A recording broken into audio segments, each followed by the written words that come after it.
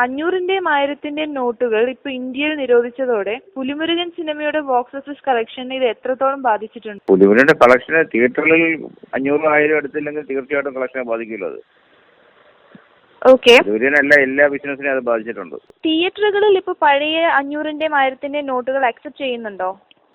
അല്ലല്ല, അക്സെപ്റ്റ് ചെയ്യുന്നുണ്ട്. ചില തിയേറ്ററുകളിൽ ചെയ്യുന്നില്ല, എന്നാലും മിക്ക തിയേറ്ററുകളിൽ എടുക്കുന്നുണ്ട്. ഇത് 2 ദിവസത്തെ കാര്യം, ഇന്നും നാളെയല്ലേ ഉള്ളൂ. ഈ 2 ദിവസം എടുക്കാൻ പറഞ്ഞിട്ടുണ്ട്. പക്ഷെ അത് ചില ബാങ്കുകാർ സമ്മതിക്കുന്നില്ല. അല്ല, ഇന്ന് എല്ലാ ബിസിനസിനെ ഭയങ്കരമായിട്ട് ബാധിച്ചിട്ടുണ്ടല്ലോ. ആൾക്കാരെ ക്യാഷില്ലല്ലോ. 100 നോട്ട് ആട്ടിലിരിക്കുന്നു, ആട്ടിലില്ലല്ലോ. 500 1000 കൊണ്ടൊന്നും പോയാൽ എങ്ങും എടുക്കുന്നുമില്ല. ഈ മലബാർ സൈഡിലൊക്കെ ചില വലിയ വലിയ തിയേറ്ററുകളൊക്കെ എടുക്കുന്നുള്ളൂ. സാധാരണ ചില ആൾക്കാർ എടുക്കുന്നില്ല. നമുക്ക് ആരോടും പ്രസ് ചെയ്യാൻ പറ്റത്തില്ലല്ലോ. 500-ന്റെയും 1000-ന്റെയും നോട്ടുകൾ ഗവൺമെന്റ് നിരോധിച്ചതിനെ പറ്റി താങ്കളുടെ വ്യക്തിപരമായ അഭിപ്രായം എന്താണ്? നല്ലതാണ്.